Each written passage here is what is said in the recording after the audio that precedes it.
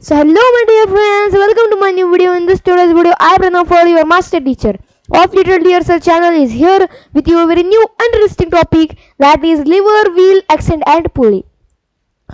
So in this today's video, we are going to learn only about the liver, and one by one we are going to learn about the wheel and axle and pulley. So let's get started with this today's video. But before starting, like, share and subscribe our channel Little Dear Sir, and tell in the comment box to like this video. Welcome in your channel Little Dear Sir. So would you call any of these a machine? As we learned in the last section, a machine helps you do work by changing the amount or direction of the force you apply. Machine helps us to make work easier. What the machines do? Machines make the work easier. An egg beater, a bolt and a fishing pole all make use of simple machines. Simple machines are present everywhere around us. There are 6 basic kinds of simple machines: the inclined plane, the wedge, the screw, the lever, the wheel and axle, and the pulley. Levers. Have you ever ridden on a seesaw or pried open a pen can with an opener?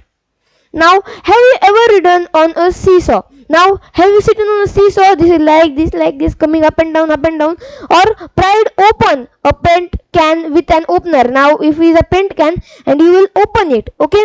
If so, then you are already familiar with a simple machine called a lever. Now, these all things are related with lever. A lever is a rigid bar that is filled to pivot or rotate on a fixed point. The fixed point on that a lever pivots around it is called as a fulcrum. Now I will show what is actually happening here. Yes. This is the image of the lever. This is the straight bar and this is the fulcrum on which this lever is there, and this is the bar. From where the load is there, it is called as a load arm, and from where the pressure is applied or where force is applied, it is all called as the force arm. So here is the load, here is the force applied, so it is called as the force arm or the effort arm. So this is the fulcrum, is the pivotal point where it balances seesaw. Now from where, what happens in the seesaw? This is the example of seesaw.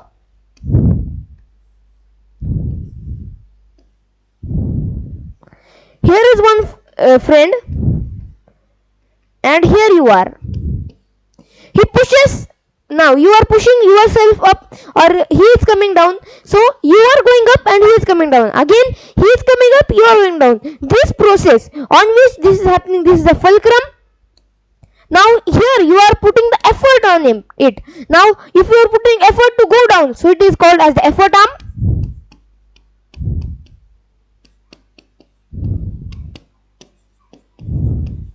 And it is called as the load arm. Understood? Okay.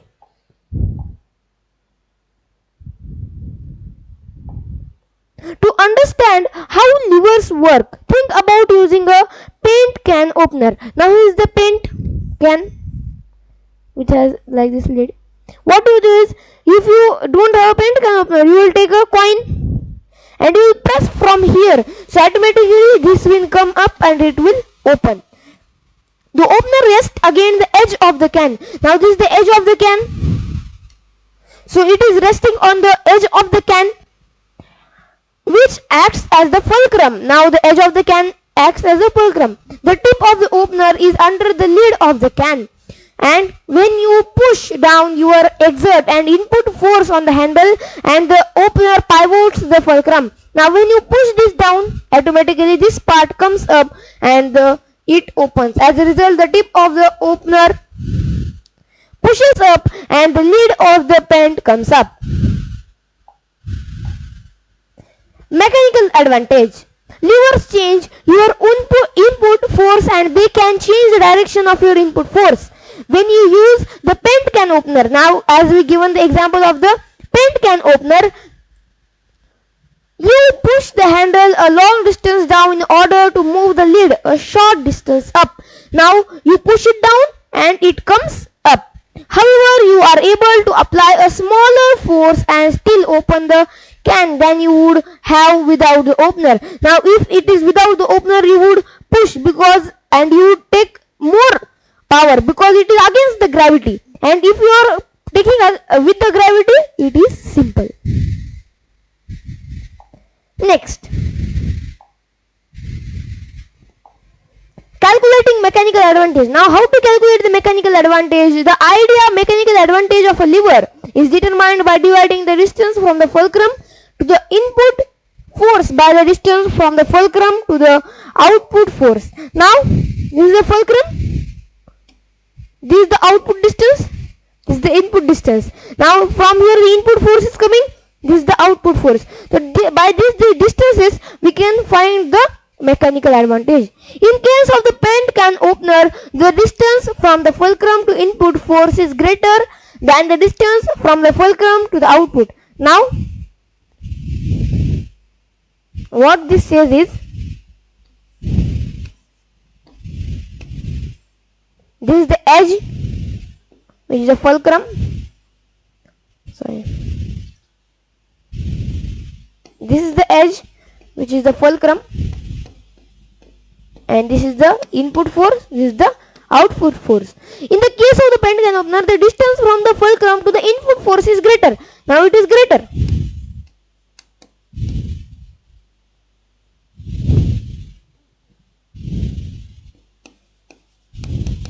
And it is smaller than the distance from the fulcrum to the output force. This means that the mechanical advantage is greater than 1. Now how much greater than 1? So mechanical advantage, distance from the fulcrum of the input force divided by distance from the fulcrum to the output force. Now here we don't know the distance, so by using this formula you can find the mechanical advantage. Now different types of levers. There are mainly 3 types of levers: first class lever, second class lever and third class lever. This video would be long, but I will explain it deeply. Levers are classified according to the location of fulcrum relative to the input and output forces. There are put into 3 classes. First class lever. First class lever always change the direction of the input force. The fulcrum is between the input and output forces. If the fulcrum is closer to the output force, these levers also increase the force. If the fulcrum is closer to the input force, these levers also increase the distance. Other examples include scissors, pliers and seesaws. These are the examples of first class lever where the fulcrum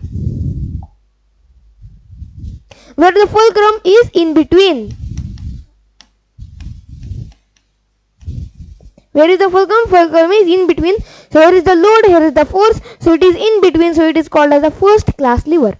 Second class lever. These levers increase force but do not change the direction of the input force. Now other examples include doors, nut crackers and bottle openers. Output force between input force and fulcrum. Now here the output force is between the input force and fulcrum. Now fulcrum is at the last. Output force is here and input force is here as a door. Now here is the door and here is the hinge of the door. Now here is the input force. Here we are applying the force. Here it is output of the force. And here it is the fulcrum where the door is there. Now here is the input force, here is the output force and here is the fulcrum in this example. Now next we have third class lever. These levers increase distance but do not change the direction of the input force. Other examples including fishing poles, shovels and baseball bats. Input force between output force and fulcrum. Now here in the last example the output force was in between. Now here the input force is in between and output force is out. Now if it is a fishing rod, you are putting the input force, you are catching it here, and the wheel where we are tying that string, it is the fulcrum and it is the load is coming out, so it is the output force. It is the example. Here also we have fulcrum, which is in the hand. This is the input force where the force is applied, and the output force where the ball is hidden. Okay. Now which is the mental quiz. Which point on the lever settles does not move? Now which does not move? The point where the input force is applied, the point where the output force is applied, the midpoint. The fulcrum and the midpoint are the same. So it is called, now midpoint. Midpoint can change because in the second and third class lever it can change, but the fulcrum cannot change. Now this was about the levers, about the wheel and the axle. We will learn in the next video. So if you like this video, like, share and subscribe our channel Little Dear Sir. I have explained you about all the 3 types of levers. If you like this video, like, share and subscribe our channel Little Dear Sir, and tell in the comment box you like this video. Welcome in your channel Little Dear Sir, because we are the only channel which provide you free education on YouTube.